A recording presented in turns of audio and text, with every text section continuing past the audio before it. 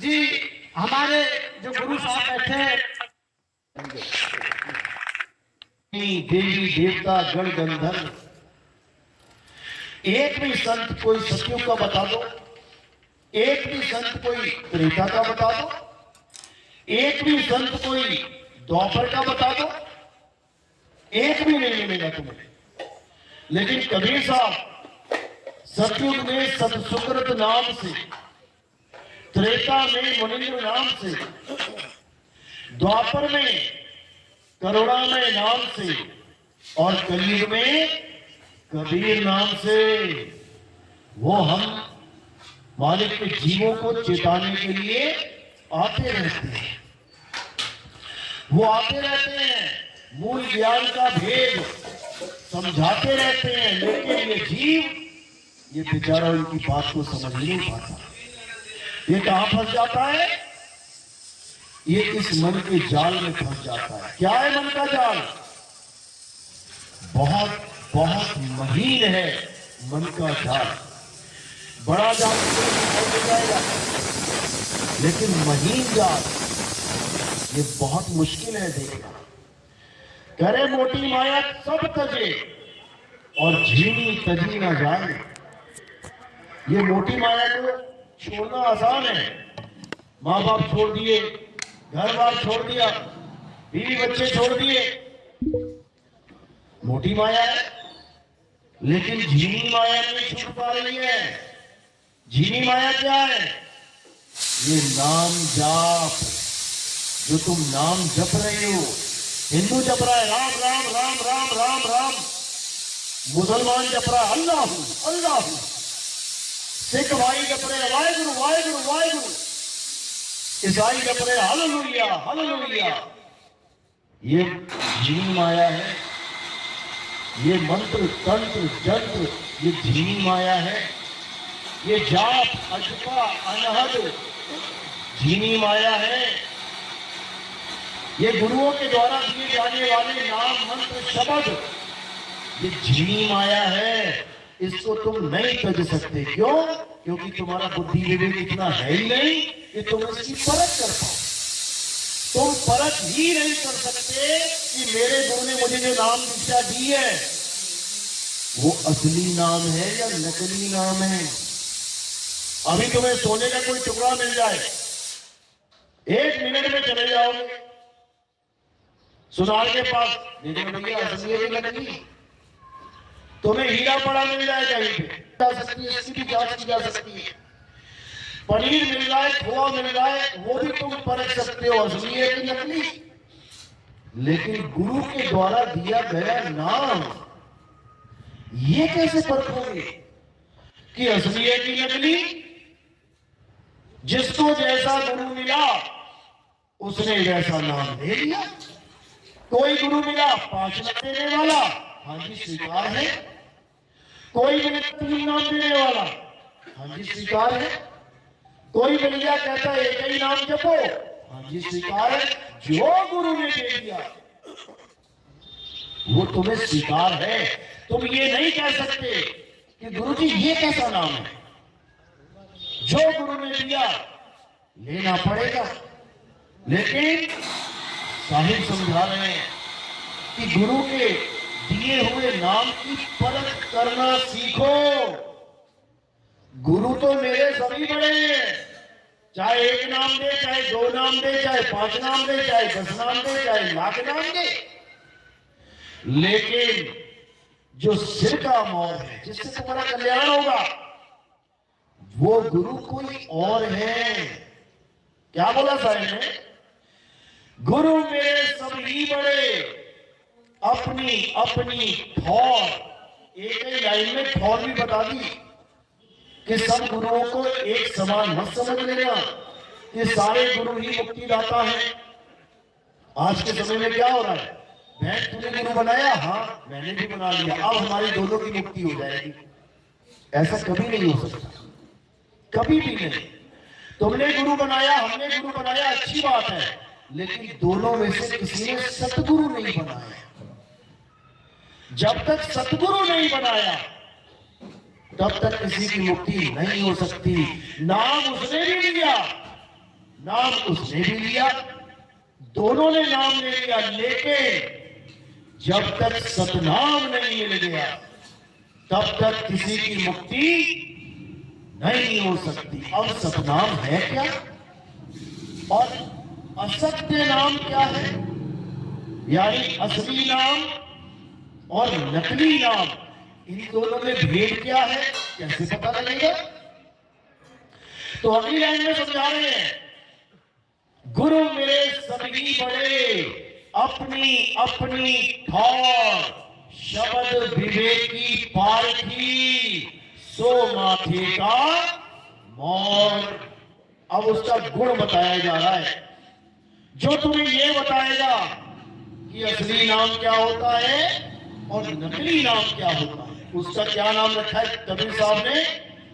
शब्द विवेकी पारखी। जब शब्द पे विवेक के द्वारा परख करने वाला गुरु तुम्हें मिल जाएगा, तब समझ जाना अब तुम्हें सतगुरु मिल गया है। अब तुम्हारे जितने भी झूठे नाम, जितने भी नकली नाम तुम्हें मिल चुके हैं अन्य अन्य गुरुओं के द्वारा, वो सारे नाम छुड़वा दिए जाएंगे और एक सत्य नाम लखा दिया जाएगा। गुरु का काम ही यही है। जौहरी का क्या काम है? तुम 10 हीरे लेके जाओ, उसमें से 5 नकली 5 असली, तो जौहरी क्या करेगा? 5 छुड़वा देगा, इनको छोड़ दे, नकली वाला ये, और 5 पकड़ा देगा, ये पकड़, ये है असली। अब क्या छुड़वाए और क्या पकड़ाए, इसको समझना। तो वाणी क्या कहती है? सोई गुरु पूरा कहावे, जो 2 अक्षर का भेद बतावे, एक छुड़ावे एक लखावे, तब प्राणी निज घर को जावे। निज घर को जावे यानी असली घर को पहुंच जाओगे। कब? जब तुम्हारे जीवन में शब्द विवेक की पारखी आ जाएगा। समझ लो, शब्द विवेकी पारखी क्या करेगा? जितने भी नाम तुम्हें तुम्हारे गुरुओं ने दिए हैं, चाहे वो 1 नाम, चाहे वो 2 नाम, चाहे वो 3, 5 लाख, 2 लाख, करोड़ नाम जितने भी हैं, वो सब छुड़वा देंगे। साहिब समझा रहे हैं, कह रहे कोटि नाम संसार में, इनसे मुक्ति ना होए, और गुप्त नाम सतपुरुष का पूछे बिरला को। कहते करोड़ों नाम है इस दुनिया में, परमात्मा कितने हैं? परमात्मा एक है, लेकिन उसके नाम लाखों करोड़ों नाम बना रखे। अब ये नाम बनाए किसने? ये नाम बनाए किसने?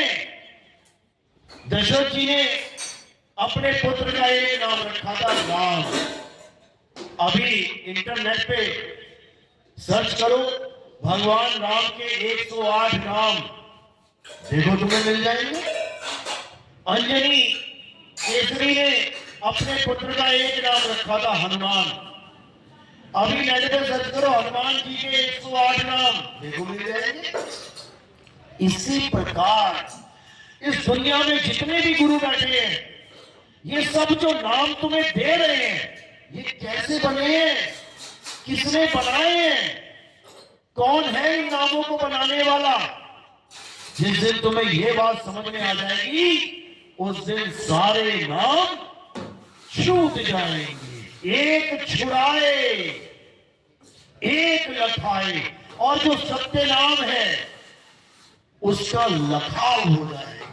और वो सतनाम कोई गुरु तुम्हें दे नहीं सकता। वो सतनाम तुम्हारे पास पहले से है, लेकिन तुम्हें उसका ज्ञान नहीं है। इसलिए साहिब ने बोला, सब घट मेरा साइया, सोनी सेज न कोई, और बलिहारी वा घट की, जिस घट परगट होए। वो नाम कोई गुरु दे या ले नहीं सकता। वो नाम प्रकट होता है, वो प्रकट होता है, वो तुम्हारे पास है, लेकिन अभी अंधकार है, नहीं प्रकट है। जैसे अंधकार खत्म, प्रकट हो जाएगा सामने। जैसे सूरज प्रकट है दोपहर में, लेकिन बादल इतने घने हैं कि तुम्हें सूरज दिखाई नहीं दे रहा है, प्रकट, लेकिन तुम्हें दिख गया। अब क्या होगा? अब बादल जैसी छटेंगे तो जो पहले से ही प्रकट है वो तुम्हारी नजर में आ जाएगा। कबीर साहब कह रहे हैं प्रकट पर दिखत नहीं, सतगुरु सैन सहारा हो, आवे न जावे जन्मे नहीं मरे, सो निज पीर हमारा हो। कहते हैं हम उस पीर की बात कर रहे हैं, हम उस गुरु की बात करते हैं जो आता जाता नहीं है, ये आने जाने वाला काम नहीं है उसका।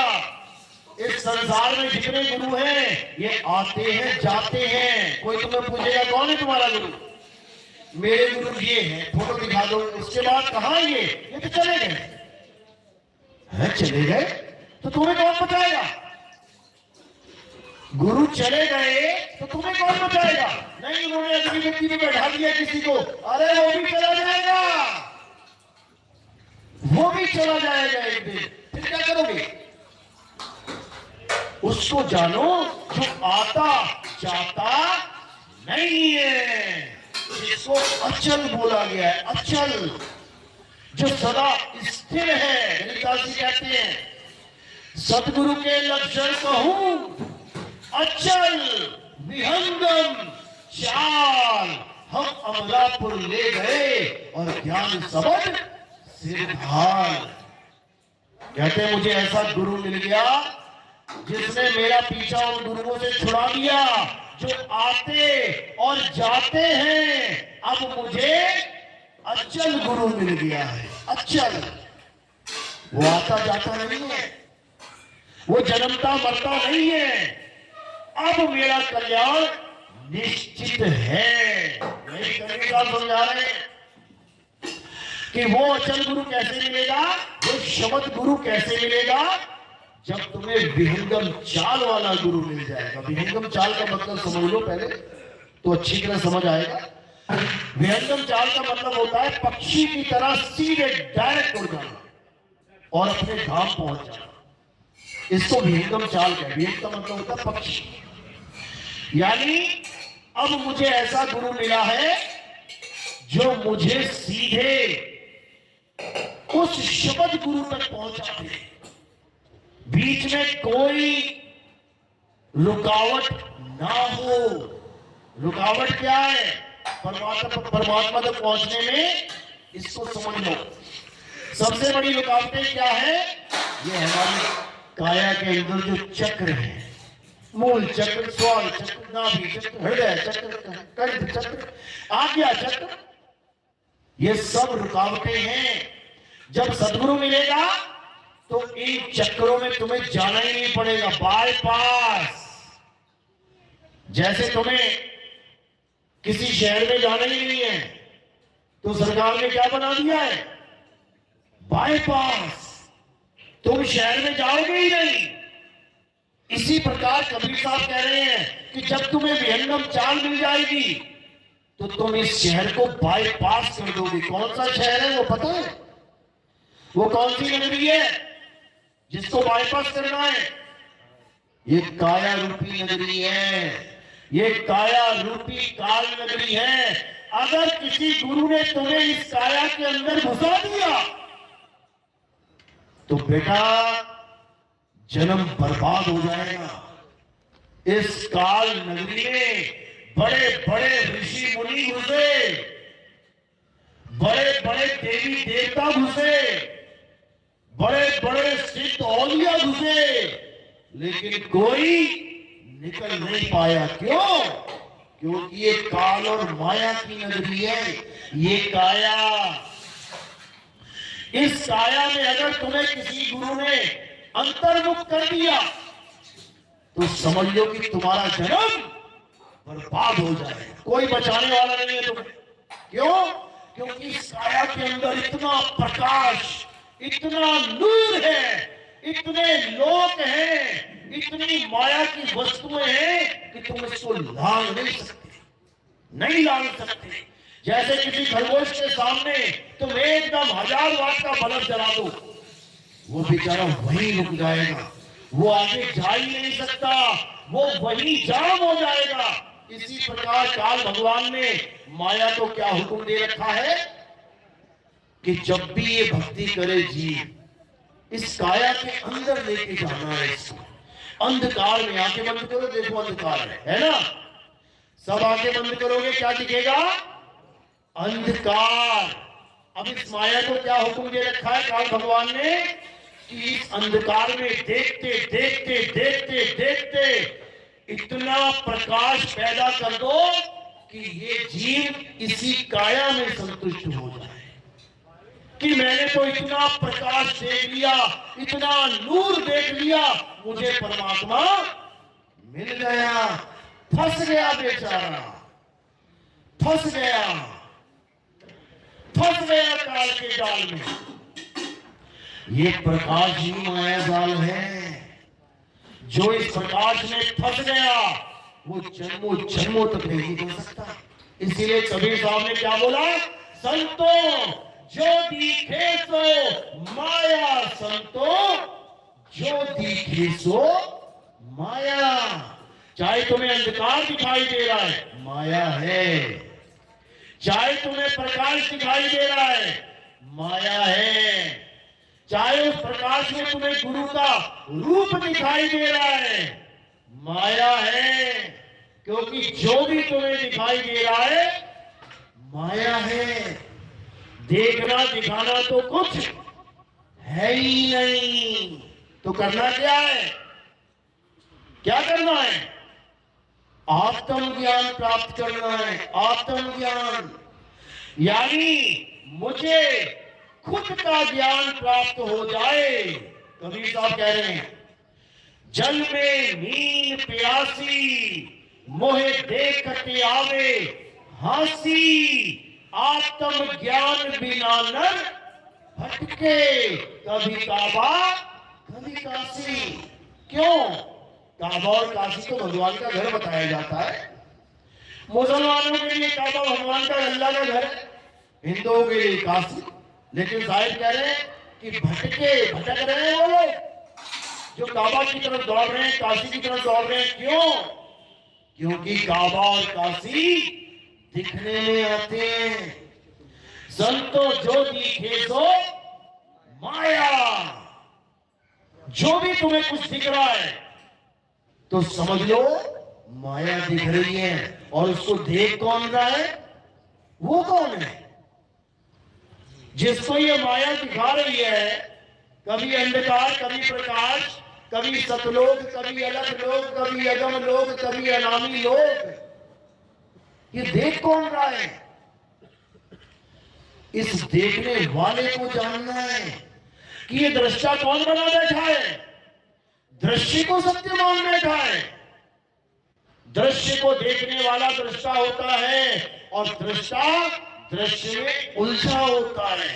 ये कभी अपने आप को नहीं जान पाता, ये दृश्य को ही सलाम कर देता है। जो दिखे उसी को सलाम कर देता है। यही अज्ञान है। आत्मज्ञान इस अज्ञान का सफाया कर देता है। सफाया। पहले ये समझ लो आत्मज्ञान होता क्या है। कोई भी मंत्र जपना, कोई भी श्वासों का अचपा जाप करना, किसी भी प्रकाश को, किसी भी नूर को, किसी भी सतलोक, अलग लोक, अगम लोक को देखना आत्मज्ञान नहीं है। आत्मज्ञान का मतलब कभी दूसरे को देखना, दूसरे को जानना होता ही नहीं है। आत्मज्ञान का क्या मतलब होता है? खुद को जानना।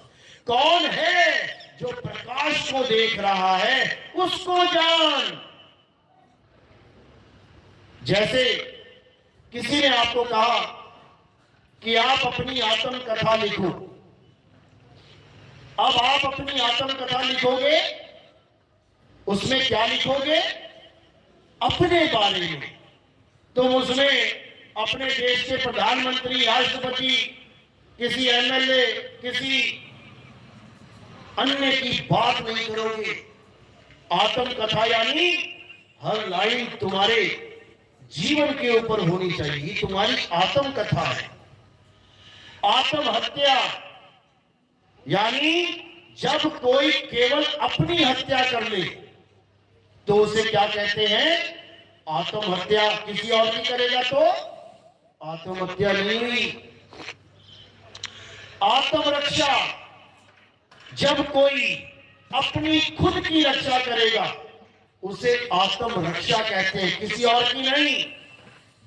आत्मनिर्भर, जब कोई 100% अपने ऊपर निर्भर हो जाएगा, किसी और पे नहीं, तब उसको आत्मनिर्भर कहेंगे। आत्म कल्याण, जब कोई अपनी आत्मा का कल्याण कर ले, अपना कल्याण कर ले, तब उसे आत्म कल्याण कहते हैं। यानी आत्म शब्द जुड़ते ही दिखाई देने वाली, सुनाई देने वाली ये दुनियादारी से तुम्हें हटके अपने साथ जुड़ना होता है। आत्म शब्द जहां लग गया, इसीलिए आत्मा बोला जाता है। आत्मा, आत्मा यानी आत्म यानी खुद में आत्म में बन गया आत्मा। यानी दूसरे किसी की महिमा नहीं गानी है, अपनी महिमा गानी है। किसी अंधकार, किसी प्रकाश की महिमा नहीं गानी है, अपनी महिमा गानी है। किसी लोक, किसी परलोक की महिमा नहीं गानी है, अपनी महिमा गानी है। तब समझ लेना कि तुम बन गए आत्मज्ञानी। और जब तक तुम आत्मज्ञानी नहीं हुए तब तक माया तुम्हें ऐसे लपेटे में लेगी कि तुम्हारे जन्मों जन्म बर्बाद कर देगी। याद रखना इस बात को। तो कबीर साहब क्या कह रहे हैं? संतो जो दिखे सो माया। अगर तुम्हें अपने अलावा, खुद के अलावा किसी और वस्तु से जोड़ने वाला गुरु मिल गया तो समझ लो कि तुम्हें आत्मज्ञानी गुरु नहीं मिला।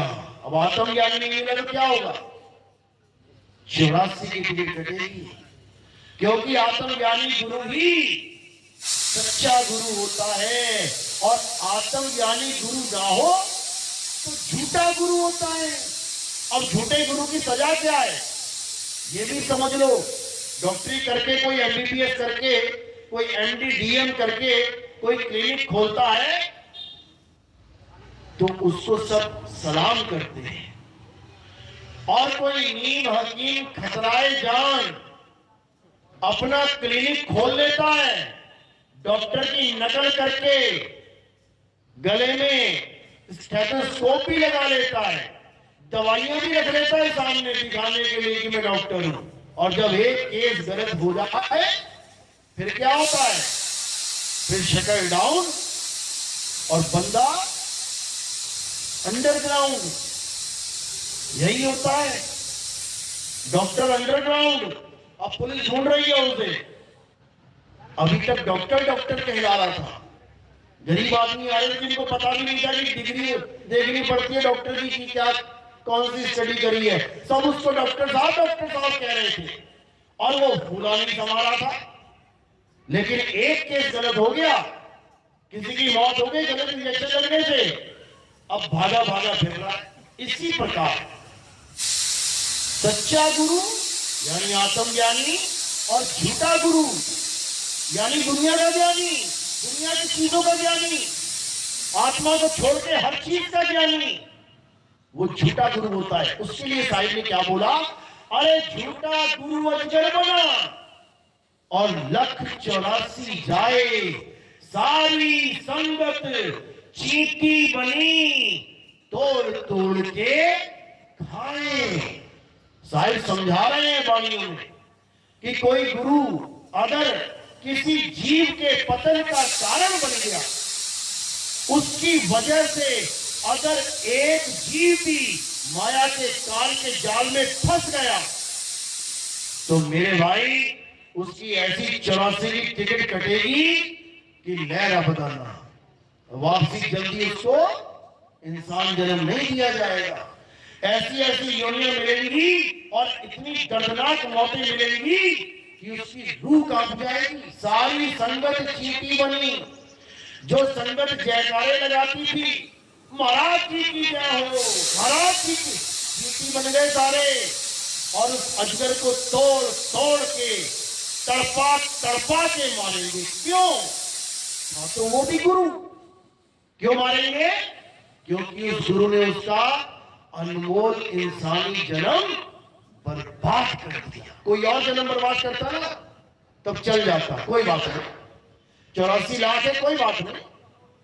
लेकिन इंसान जन्म के साथ खिलवाड़, जो 84 लाख योनियों के बाद केवल एक बार मिलेगा, उसके साथ इतना बड़ा खिलवाड़, ये माफी के काबिल नहीं है मेरे भाई। और परमात्मा के दरबार में तो बिल्कुल नहीं है, बिल्कुल भी नहीं। इसलिए कबीर साहब ने बहुत अच्छे से समझाया, अरे पानी पियो छान के और गुरु करो जान के। ये उस समय बोला था साहिब ने, जब लोग पानी तालाब से कुएं से लेके आते थे तो पानी में छोटे छोटे छोटे जीव भी आ जाते थे। तो साहिब ने कहा छन्नी लगाओ, वहां पे कपड़े से छान के लेके आओ, पानी पियो छान के और गुरु करो जान के। अब क्या वाणी बोल रही है? अब बिल्कुल उलट हो चुका है। क्यों? अब छना छनाया पानी आता है आपके घर में, आरो लगे पड़े, उसमें तुम कोई कपड़ा लगा दोगे तो कहो तुमने पानी खराब कर दिया। अब वो काम नहीं करना, पानी पियो जान के और गुरु करो छान के। छलनी लगा लो, छलनी लगानी पड़ेगी। छलनी कैसे लगानी है? यानी असार असार तो उड़ जाए और साथ साथ कर लो। तो भाई समझा रहे हैं, सदगुरु ऐसा चाहिए जैसा सूप सुहाए और सार सार को कही रहे तो थागे बुलाए। अब सार सार तो कही रहे बोल तो दिया हमने, और थोथा देव आए ये भी बोल दिया हमने। लेकिन क्या हमें पता है कि सार कहते किसे हैं और थोथा कहते किसे हैं? सार होता क्या है, थोथा है क्या, ग्रहण किसे करना है और उड़ाना किसे है? जब ये सवाल गुरुओं से करते हैं तो जवाब नहीं आता उनको कि किसको धोखा कहूं, किसको सार कहूं। अब कबीर साहब क्या कह रहे हैं? साहिब समझाए, सत्य नाम है सार, पूछो संत विवेक करी, उतरो भवजल पार। सदगुरु का उद्देश्य ही। कबीर साहब कह रहे हैं कि इस दुनिया में एक ही सार है और वो क्या है? सत्य नाम है सार, सत्य नाम ही सार है। लेकिन ये सतनाम है क्या? जब तक ये नहीं जानोगे तब तक कुछ होने वाला नहीं है। तो क्या है सतनाम, क्या है असतनाम, यानी क्या है सच्चा नाम, क्या है झूठा नाम, इसको जान लो। झूठा नाम क्या होता है? जितने भी नाम इंसानों के द्वारा बनाए गए हैं वो सब झूठे नाम हैं। कौन से नाम बनाए हैं? हिंदी के, पंजाबी के, उर्दू के, फारसी के, स्पेनिश, जापानीज, पोर्टुगीज, जितने मर्जी देख लो। हर देश के आदमी ने अपनी अपनी भाषा में हजारों नाम बना रखे हैं, भगवानों के भी नाम बना रखे हैं। तो जो इंसानों ने बनाए हैं वो नकली नाम है, असत्य नाम है, असत्य नाम। अब अगर हम उस असत्य नाम को जपेंगे तो हमें असत्य ही प्राप्त होगा। याद रखो, हम असत्य नाम को यानी हिंदी भाषा का, पंजाबी भाषा का, उर्दू भाषा का, अंग्रेजी का, किसी भी भाषा का नाम जपेंगे तो वो असत्य नाम है। क्यों? इंसानों ने बनाए, कैसे बनाए ये भी समझ लो।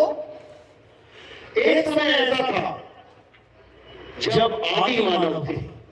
आदि मानव पता है ना, हाथ खड़ा करो जिसे पता है आदि मानव, पांचवी छठी में पढ़े ना, सबने पढ़ा होगा आदि मानव।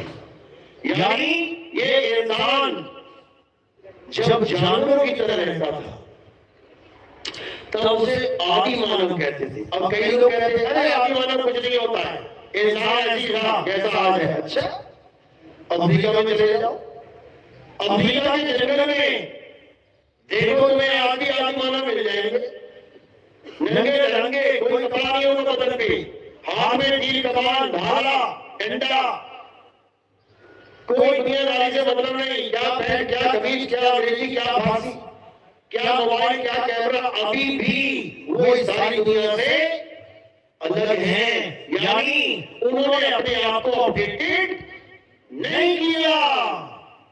जैसे अभी तो देखोगे कितने लोगों के पास वो छोटा वाला मोबाइल है, बटन वाला, two two two two two two लग जाएगा फोन। अब आज के जमाने में सबके हाथों में एंड्रॉइड मोबाइल है, आईफोन है, लेकिन वो बाबा जी अभी भी छोटा वाला मोबाइल लेके घूम रहे हैं। इसका मतलब वो बाबा अपडेटेड नहीं हुआ। समझ लो। तो अभी आदि मानव को देखना है तो कहां चले जाओ? अमेरिका में चले जाओ, जंगल में तुम्हें बढ़िया बढ़िया आदि मानव मिल जाएंगे, तो तुम्हें पता नहीं खाता है। ऐसे भी है जो नरभक्षी आदि मानव है, उन टापुओं पे जाना सरकार ने बैन कर रखा है। जो चला गया वो वापस नहीं आता। आज भी है। तो जब वो समा हर तरफ था, यानी अमेरिका में, इंग्लैंड में, जर्मनी में, फ्रांस में, भारत में, श्रीलंका में, इंसान तो हर जगह थे। जैसे कुत्ते हर जगह हैं, चिड़िया हर जगह है, शेर चीते खरगोश हर देश में है, घूम रहे हैं। इसी प्रकार आदि मानव भी हर देश में था। वो आदि मानव नंगा घूमता था, ना उसके पास कोई कपड़े, ना कोई मकान दुकान, रहने का कोई ठिकाना नहीं, ना ही उसके पास आग थी। किसी आदि मानव के पास आग नहीं थी। कहां से लाया आग? आसमान से। कहां से लाया? पत्थर से पत्थर टकरा के। जब पत्थर से पत्थर टकराया तो उसमें से चिंगारी निकली। जब चिंगारी निकली तो उसने क्या बोला? आग मिल गई, आग मिल गई। क्या बोला? कुछ नहीं बोला, क्योंकि उसने अभी किसी का नाम रखा ही नहीं है। उसने कोई अक्षरों की खोज की ही नहीं है। हिंदुस्तानी आदि मानव ने आग को देखा तो उसने आग को इस्तेमाल करना सीख लिया, लेकिन वो जान नहीं पाया कि इसको मैं आग ढूंढूं। अंग्रेजी आदि मानव ने आग की खोज करी तो उसको ये नहीं पता था कि इसको मैं फायर बोलूंगा आगे जाके। धीरे धीरे धीरे धीरे दिमाग अपडेटेड होता गया, ये बुद्धि विकसित होती गई। तब उसने क्या किया? उसने चक्के की खोज करी, गोल पहिए की, उसने हथियार की खोज करी, फिर उसने क्या किया? अक्षरों की खोज करी। हमारे